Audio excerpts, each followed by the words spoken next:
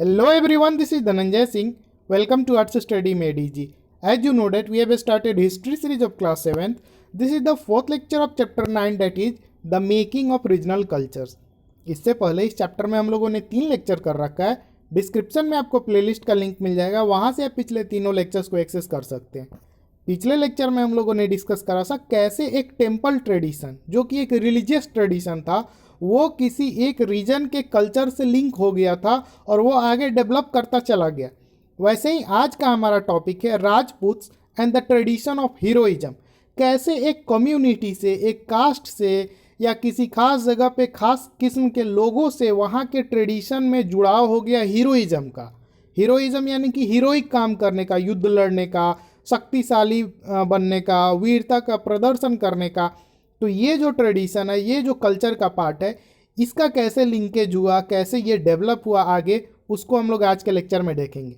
तो 19th century में क्या हुआ, वो वाला क्षेत्र जो आज राजस्थान के नाम से जाना जाता है, उसको राजपूताना कहा जाता था ब्रिटिश के द्वारा. अब नाम राजपूताना कहा जाता था, इससे आपको ये लगेगा कि इस एरिया में सिर्फ राजपूत ही रहते थे, लेकिन ऐसा बात नहीं है.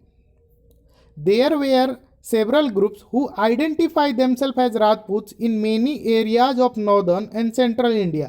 इस जगह के अलावा भी और जो नॉर्दर्न और सेंट्रल इंडिया के कुछ जगह थे, वहाँ पे भी कुछ ऐसे कम्युनिटी थे, कुछ ऐसे ग्रुप थे जो खुद को राजपूत रिप्रेजेंट करते थे. वो भी कहते थे कि हम भी क्या हैं, राजपूत हैं. And of course there are several peoples other than Rajputs who lived in Rajasthan. तो राजस्थान में तो सिर्फ राजपूत नहीं थे. राजपूताना उसको ब्रिटिशर्स के द्वारा कहा जाता था क्योंकि वहाँ पे एक से एक राजपूत हुए और उनका संख्या ज़्यादा रहा होगा. लेकिन वहाँ पे राजपूतों के अलावा और भी कास्ट रहते थे, और भी लोग रहते थे. However the Rajputs are often recognized as contributing to the distinctive culture of Rajasthan. लेकिन राजस्थान का आज जो हम लोग कल्चर देखते हैं, जो वहाँ का संस्कृति है, उसमें ऐसा माना जाता है कि राजपूतों का बहुत ज़्यादा योगदान है. और आज भी वहाँ पे राजपूतों का जो एक तरह से योगदान हुआ था कल्चर में, वो आज भी झलकता है, साफ साफ दिखता है कि हाँ, ये राजपूत ट्रेडिशन है, राजपूतों के द्वारा चलाया गया ट्रेडिशन है. These cultural traditions were closely linked with the ideals and aspirations of rulers. तो ये जो आज कल्चरल ट्रेडिशन हमको देखता है, सांस्कृतिक परंपरा, धरोहर वगैरह जो वहाँ पे दिखता है, वो क्या है, वहाँ के आइडियल्स और एस्पिरेशन जो कि रूलर्स के होते थे उससे लिंक्ड है. वहाँ पे रूलर का जो आइडियल था, जो एस्पिरेशन वगैरह था, वो सब रूलर से जुड़ा हुआ था. From about the 8th century, 8वीं शताब्दी के आसपास से, most of the present day state of Rajasthan was ruled by various Rajput family. तो 8वीं शताब्दी के आसपास से जो है राजस्थान जो है राजपूत फैमिलीज के द्वारा रूल किया जाने लगा. जिसमें एक एग्जाम्पल पृथ्वीराज का, जिनके बारे में हम लोग चैप्टर 2 में ऑलरेडी डिस्कस कर चुके हैं. डिस्क्रिप्शन में लिंक है, नहीं देखे हैं तो देख लीजिएगा. These rulers cherished the ideal of the hero who fought violently, often choosing death on the battlefield rather than face defeat. तो ये जो रूलर्स थे, राजपूत रूलर्स थे, इनमें खास बात ये था कि एक तो ये हीरो की तरह लड़ते थे, निर्भीक होकर के, निडर होकर के, वीरता से लड़ते थे. इनफैक्ट ये मर जाते थे लेकिन हार नहीं मानते थे, और ना ही युद्ध के क्षेत्र से ये भागते थे. एक बार अगर आगे बढ़ गए तो पीठ दिखा के भागना इनके खून में नहीं था, ऐसा मतलब माना जाता है, या ऐसा था, रियल में ऐसा था. अगर ये बैटल फील्ड में, युद्ध के मैदान में उतर गए तो या तो मरते थे, नहीं तो मारते थे, ऐसा मानना था राजपूतों का. ये एक प्रिंस का पिक्चर है, राजकुमार है, राज सिंह, ये बीकानेर के थे. Stories about Rajput heroes were recorded in poems and songs. तो जो राजपूत हीरोज थे, यानी कि ऐसे वीर हुए, वीर वीर यानी कि योद्धा वगैरह, तो उनका स्टोरी जो है पोएम के या सॉन्ग के फॉर्म में रिकॉर्ड किया जाता था. रिकॉर्ड के यानी कि टेप रिकॉर्डर से नहीं, मतलब लिखा जाता होगा, या लोग उसको ओरली भी पास करते होंगे, एक दूसरे को सुनाते होंगे. Which were recited by specially trained minstrels. तो एक स्पेशली ट्रेंड कवि टाइप के लोग होते थे, वो क्या करते थे, उसको रिसाइट करते थे, यानी कि गाते थे, लोगों को सुनाते थे. These preserved the memories of the heroes and were expected to inspire others to follow their example. तो ये क्या करते थे, ये एक तरह से मेमोरीज, जो हीरो के, जो वीरों के मेमोरीज थे, उसको प्रिजर्व करके रखते थे, संजोग करके रखते थे, और इनसे ऐसा एक्सपेक्ट किया जाता था कि ये आगे भी लोगों को क्या करेंगे, पास करेंगे, ताकि इनका लोग जो है और लोग इनको एज ए एग्जाम्पल लेंगे और वो लोग भी क्या करेंगे, इन वीर के गाथाओं को एक दूसरे तक फैलाएंगे, सुनाएंगे। Ordinary people were also attracted by these stories, which often depicted dramatic situations and a range of strong emotions, loyalty, friendship, love, value और anger etc. तो जो आम लोग थे, जब उनके बीच में ये स्टोरीज, ये पोएम्स वगैरह पहुंचती थी, तो वो लोग भी काफ़ी ज़्यादा अट्रैक्ट होते थे, क्योंकि इन सब में काफ़ी ज़्यादा ड्रामेटिक सिचुएशन को दिखाया जाता था।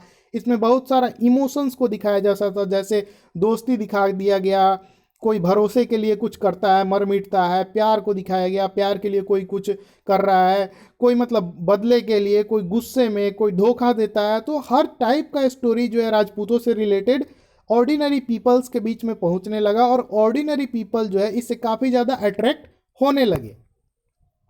अब एक सवाल आता है कि did women find a place with in these story, क्या इन कथाओं में महिलाओं का कोई वर्णन है, महिलाओं का कोई जिक्र है, क्या महिलाओं के लिए कोई स्थान है? तो sometimes they figure as the cause for conflict, यानी कि कभी कभी किसी किसी स्टोरी में ऐसा दिखाया गया है कि महिलाओं के लिए ही युद्ध हो गया, कोई झगड़ा हो गया, जैसे आज भी होता है, एक लड़की के लिए दो लड़के लड़ लेते हैं, तो वैसे ही उस टाइम भी एक महिला के लिए या एक राजकुमारी के लिए दो लोगों के बीच में युद्ध हो जाता था। As men fought with one another either win or protect women, तो एक व्यक्ति यानी कि एक राजपूत राजा दूसरे किसी से लड़ रहा है, तो वो दो ही चीज़ों के लिए, एक तो उसको जीतने के लिए हो सकता है उसको वो राजकुमारी पसंद आ गई होगी और वो बोल रहा होगा कि नहीं मुझे इसी से शादी करना है, तो जीतने के लिए लड़ सकता है, या दूसरा प्रोटेक्ट करने के लिए, हो सकता है वो राजकुमारी उसकी बहन हो या उसकी पत्नी हो और कोई और चाह रहा हो उससे शादी करना, तो उससे वो अपने मतलब बहन को या पत्नी को प्रोटेक्ट करने के लिए भी युद्ध कर सकता है। तो या तो विन या प्रोटेक्ट करने के सिचुएशन में जो है कन्फ्लिक्ट होता था, तो महिलाओं का योगदान इस फॉर्म में था।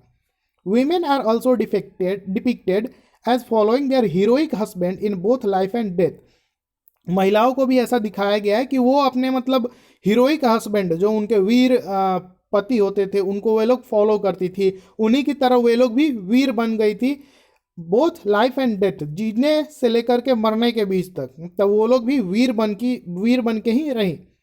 There are stories about the practice of sati और the immolation of widows on the funeral pyre of the husband, कई ऐसी कहानियां हैं कि ये जो रानियां होती थी, ये जो महारानियां होती थी, वो अपने पति, जब उनके पति का मृत्यु हो जाता था तो उनके साथ वो सती बन जाती थी। सती बनना यानी कि जब हस्बैंड का डेथ हो जाता है तो जो चिता जलाया जाता है तो उस पर जा करके जिंदा लेट जाना और उन्हीं के साथ जो है दफन हो जाना या जल जाना, ठीक है।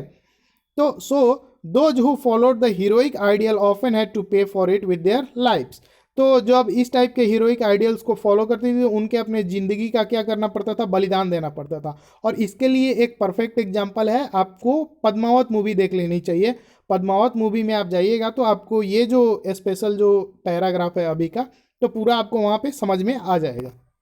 ये मैप है, इस मैप में इस चैप्टर में जितने भी रीजन्स को डिस्कस किए गए हैं उनको दिखाया गया है। जैसे आप सबसे नीचे देखिए, पहले केरला जहाँ पे मलयालम का बात हम लोग किए, उसके बाद जगन्नाथपुरी, उड़ीसा में जो है जगन्नाथपुरी का बात किए थे, उसको दिखाया गया है। उसके ऊपर देखिए वेस्ट बंगाल आपको दिख जाएगा, हो सकता है आगे के लेक्चर में हम लोग उसको देखेंगे। हिमाचल प्रदेश, उत्तर प्रदेश, उसके बाद राजस्थान, जिसको आज के लेक्चर में हम लोग देख रहे हैं, तो वो सब रीजन्स को मार्क कर दिया गया है, आप एक बार ध्यान से देख लीजिएगा।